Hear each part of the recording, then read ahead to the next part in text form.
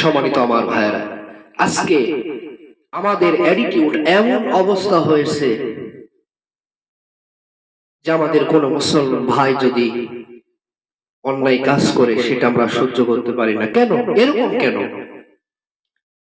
আমাদের ভিতরে আমাদের মুসলমান ভাই তারা অন্যায় কাজ করতে পারে?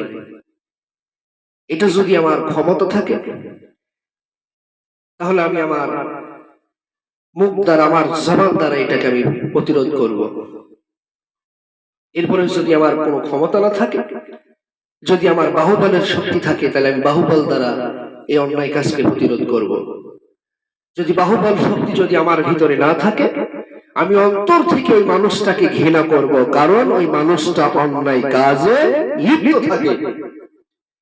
এটা হলো সর্বস্তরের নিম্ন শ্রেণীর ঈমান, যাকে অন্তর থেকে ঘৃণা করতে হবে। সম্মানিত হাজিরিন, আমার প্রিয় ভাইরা, মুসলমান বন্ধুগণ, একটু জালি দিলের কানটা লাগায়া শুনেন।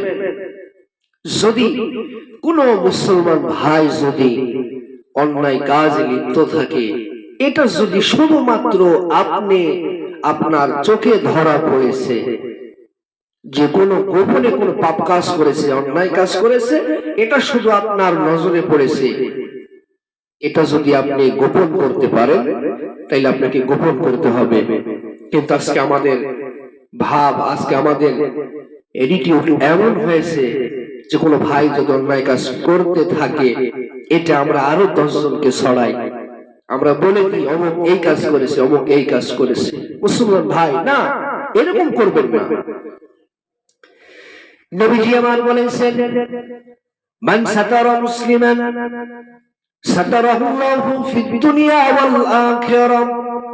বিশ্ব নবী জনাবে রাসূলুল্লাহ সাল্লাল্লাহু আলাইহি ওয়াসাল্লাম বলেছেন, মান সাতারা মুসলিমান, যে মুসলমান ভাইয়ের দোষ ত্রুটি গোপন রাখবে, সাতারাহুল্লাহু ফিদ দুনিয়া ওয়াল আখিরাহ, আল্লাহ তাআলা ওই বান্দার দোষ ত্রুটি দুনিয়া এবং আখিরাতে তার দোষগুলো আল্লাহ তাআলা গোপন রাখবেন। বলেন আল্লাহু আকবার। হাদিস থেকে আপনাকে শোনাইলাম আমার প্রিয় ভাইরা।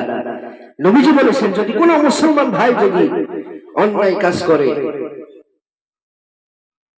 তাহলে যে মুসলমান ভাইয়ের দোষ ত্রুটি গোপন রাখবে, অন্যের কাছে ছড়াবে না, তাহলে আল্লাহ রাব্বুল আলামিন কিয়ামতের দিন দুনিয়া এবং আখিরাতের দোষগুলো আল্লাহ তাআলা ওই বান্দার গোপন রাখবেন। বলেন আল্লাহু আকবার।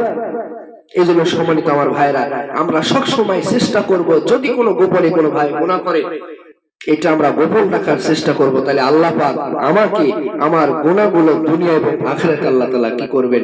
গোপন রাখবেন। আল্লাহ পাক আমাদের সকলকে এই হাদিসটা বুঝে সঠিকভাবে আমল করার তৌফিক দান করুন। আসসালামু আলাইকুম ওয়া রাহমাতুল্লাহি ওয়া বারাকাতুহু।